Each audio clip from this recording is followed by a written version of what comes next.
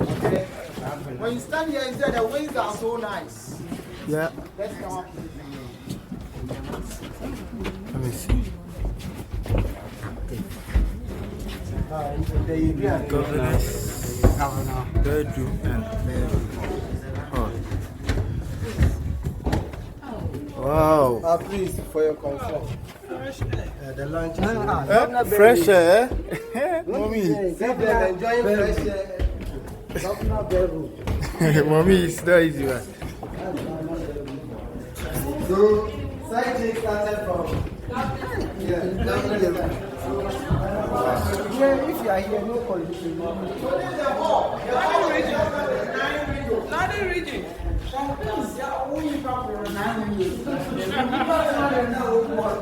So 9 windows for only one person. This is the hall of the government. And this is the bedroom ventilation. When the ladies come. They talk them. My mother had it. 5 plus 9 making 14. One person windows for good light and ventilation.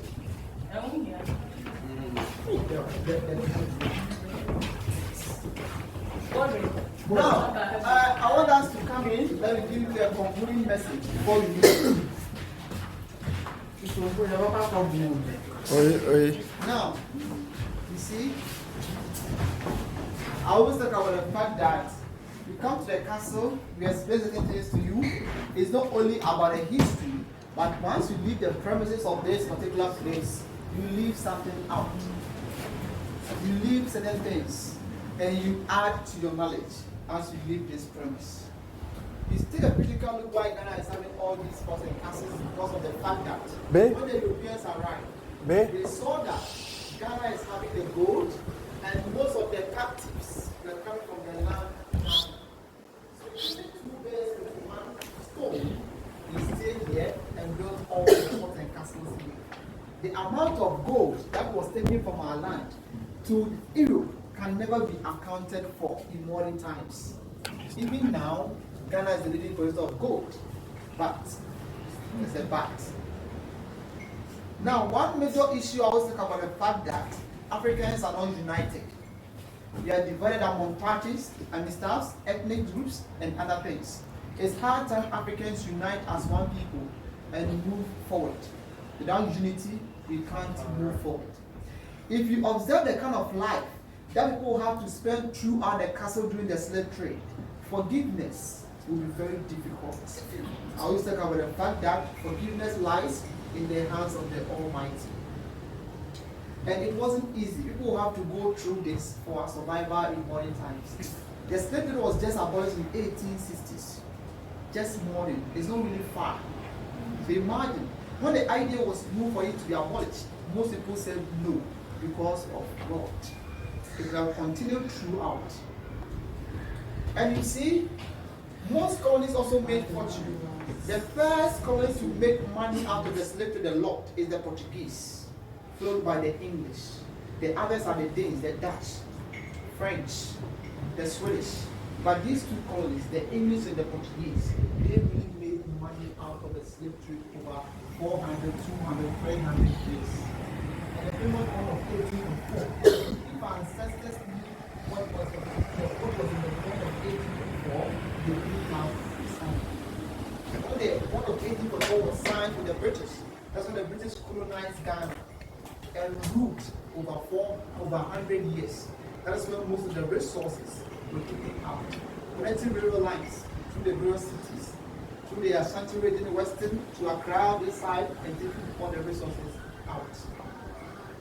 So it's one of the effects in modern times.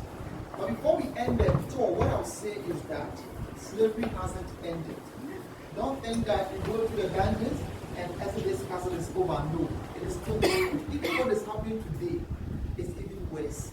You go to the Americas, you go to British, UK and other places, it's still going on. People have different perceptions of the African people and the African continent as a whole, using different kinds of words, heathen, savage, and other things. During the year of the 10, I took time to interview some people from the diaspora, and they were telling me a lot of things. You realize that most people came, they didn't want to go back. because whatever they were told out there wasn't what they came to experience. So in fact, slavery hasn't ended. And what I can talk about, the most popular in modern times is mental slavery. It is very, very strong. I like the song when it said, emancipate yourself from mental slavery. Mental slavery. Mental, whatever you think in there comes out. And kidnapping, child trafficking, child labor, I mean, these are modern slaveries which are still going on. Don't forget that whatever happened here, we can't bring it back and change it. It's not possible. That we are the current generation. We are standing here today. We can make a change. We have to make sure that whatever happened here will never and ever repeat itself again. So generations unborn will also experience peace. People have to sleep and dedicate with it for existence today.